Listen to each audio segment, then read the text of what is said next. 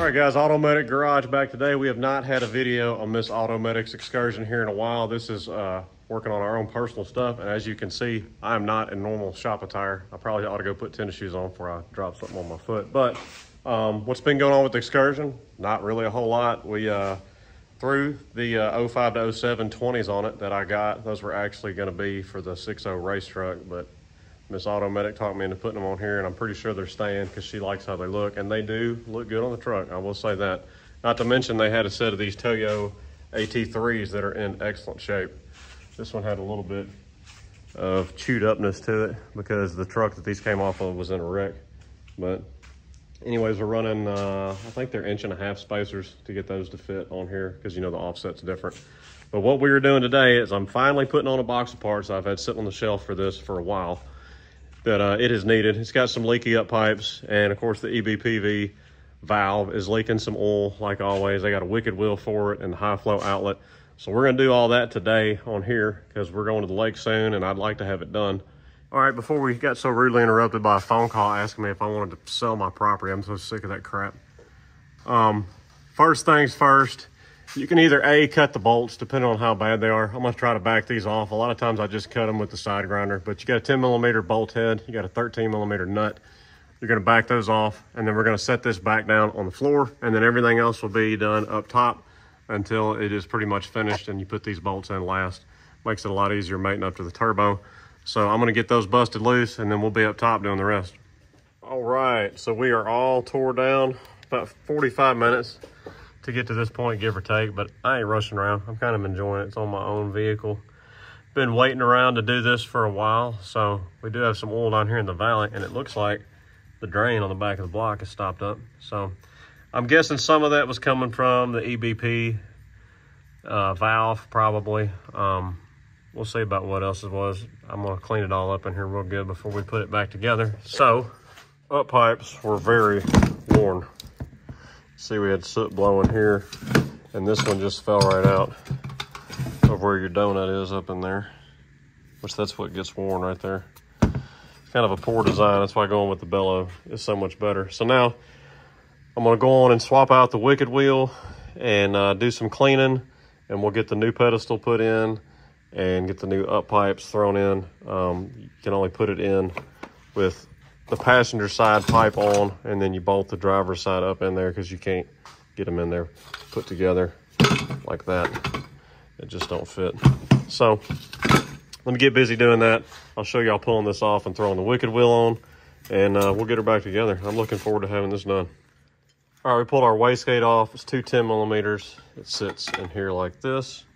You have a little C-clip right here. You can pull that off and set it aside. Then you got 12.8mm right there that hold your compressor housing on. So we're gonna get those pulled off, and then you can get to your wheel right down there. All right, we got our 12.8s all pulled out of our compressor housing, so you can just give it a bump, and there you have it. So now, I don't remember what size that is offhand. Let me go grab that. We'll pull this wheel off.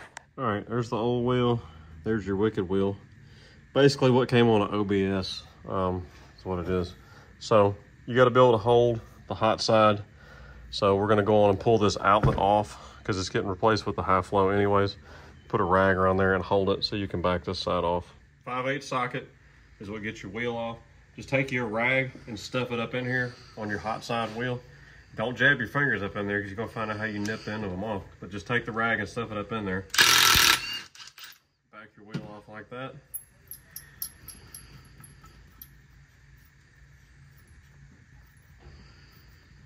I'm gummed up on there.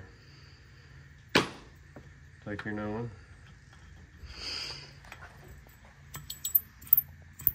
And you really don't even have to worry about tightening this other than just hand tight, because the force of it running is going to tighten it up anyways. But if you want to, you can just tighten it up best you can without it spinning. That's tight there, but I'll give it a turn or two, but centrifugal force will actually tighten it up. So now we can just assemble that all back together with our high flow outlet right here. And you can see what we're eliminating here.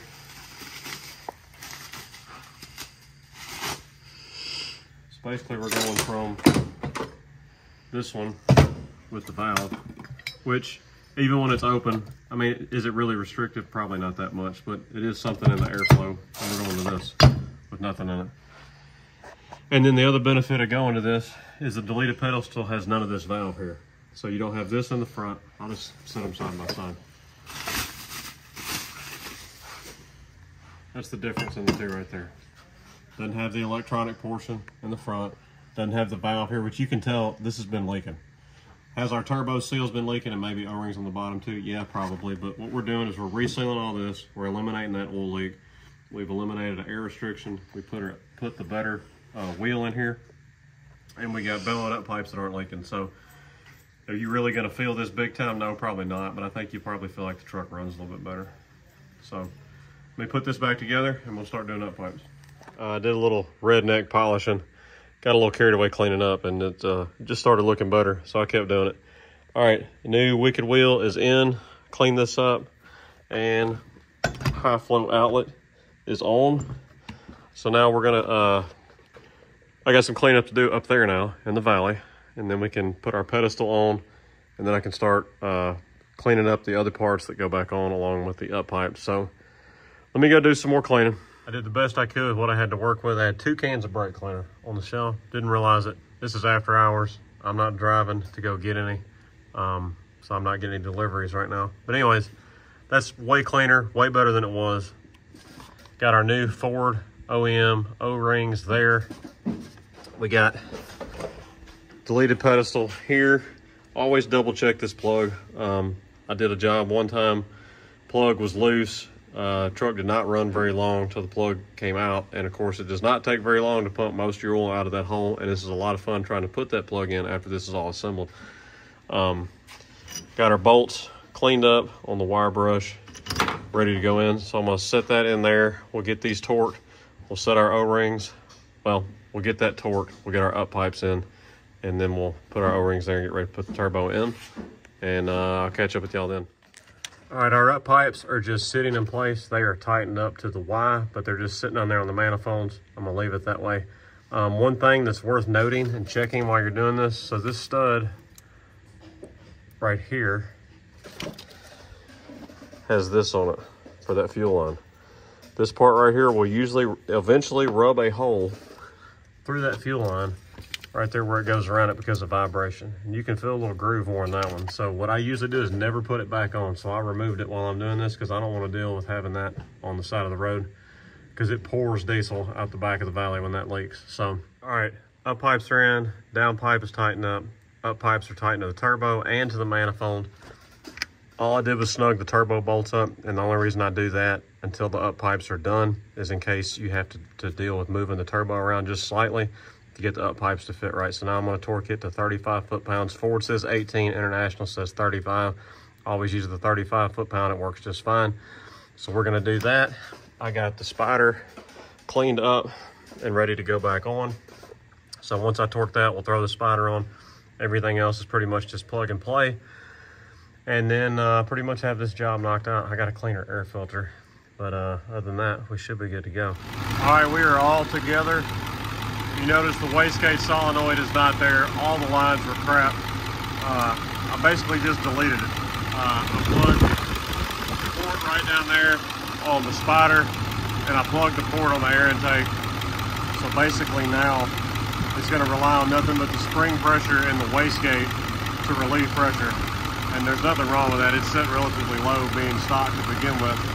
I don't know, I'm gonna experiment with it. I've never done this. This is my own personal truck, so I'm okay with trying that.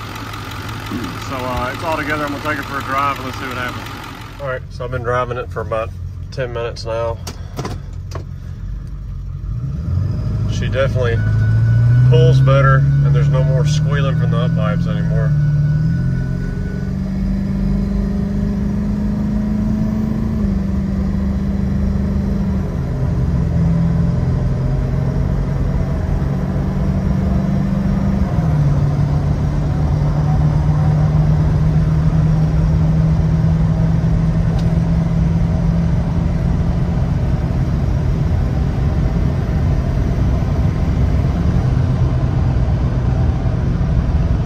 Better with no boost leak. Well, I say boost leak, no exhaust leak. before, when you pull hard like that, you just hear the up pipes just screaming at wide open throttle. But you saw the leak. So anyways, no check engine light with the wastegate solenoid disconnected either. So we'll see if that lasts. If it doesn't, I'll see about just plugging the solenoid in, seeing if that fools the computer enough. But it's running great. This is on stock injectors. I'm not going to recommend that anybody else disconnects that way, but it's working for me. You definitely wouldn't want to do that with bigger injectors, bigger turbo, because you'd end up pulling over 35 pounds of boost pretty easy then. All right, so this is all just for experimenting purposes, of course, but I turned the truck off and I cranked it back up to pull it back in. Service engine soon light was back on. It was wastegate solenoid circuit is what it was. 1609 is what I had. So I got to thinking, how can I fool this so that it thinks that the wastegate is functioning as it should?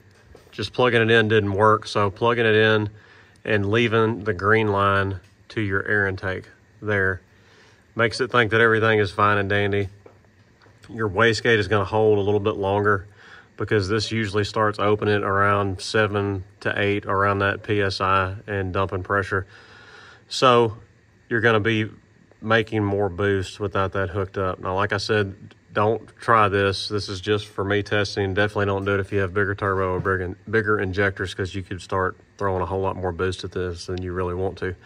So long story short, if you're in a situation like me, you're just trying to get rid of the check engine light, you're waiting for a new wastegate solenoid to come in or something, you can fool it by repairing that line with a piece of vacuum line like I did, where the green line goes. Leave it hooked to the intake. You can disconnect it from the wastegate. Don't worry about the red line, and cap the line,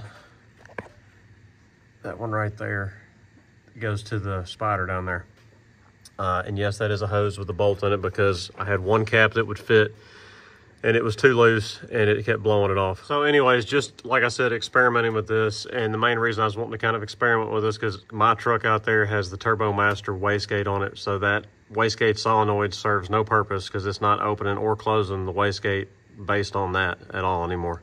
It's all an adjustable wastegate. So that's one reason I wanted to play with this. If you're in that same situation, maybe this will serve you a little bit of purpose, thing like that. But anyways, not trying to rig anything up, just experiment. Like I said, this is my truck. I can do what I want with it. I don't do that on somebody else's truck. So anyways, hope y'all enjoyed the video. Got Mrs Automedics truck up and running. Wicked Wheel 2, you can feel a little bit of performance with those. Nothing major. It's almost more sound than it is performance. Up pipes are not leaking anymore. You saw how loose those were, soot all around them. And we got rid of one oil leak on here. The other one is on the side of the oil pan. I need to do that new dipstick adapter. There's a knockoff one that they sell on Amazon now that actually works pretty good. That's a quarter the price of the, whatever it is, diesel side or strictly diesel, whatever it is that sells that. So anyways, truck is running great. We got everything done the way we like it now. It's lifted the amount we want. It's got the X code, B code springs, all new front end, the stereo she wants in it. So really all I have left to do with this truck is recover some seats on the inside, and it's mint. It's not even getting driven that much anymore, except for us going to and from the lake, or when the whole family has to go somewhere. And the little Mini Cooper is her get-around car for the most part now. So Excursion ain't getting miles put on it like it used to, even though it's about to hit, I think it's at 320,000, but just a good truck, and we love it and we enjoy it. So it's Automatic Garage signing out. Like, subscribe, comment. Check us out at Facebook, Instagram, and Rumble. Check us out at automaticgarage.com. Got some merch on there if you're interested in that.